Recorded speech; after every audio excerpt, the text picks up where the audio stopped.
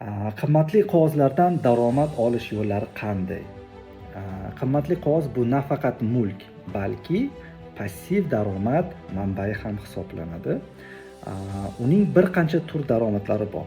Ya'ni bular dividendlar va aksiyadorlarga to'lanadigan foyda ulushi hisoblanadi. Undan keyin foiz daromadi, ya'ni obligatsiya egalariga ma'lum muddatda to'lanadigan foizlar va kapital o'sishi asosiy, ya'ni qimmatli qog'ozni narxi oshishidan olinadigan foyda.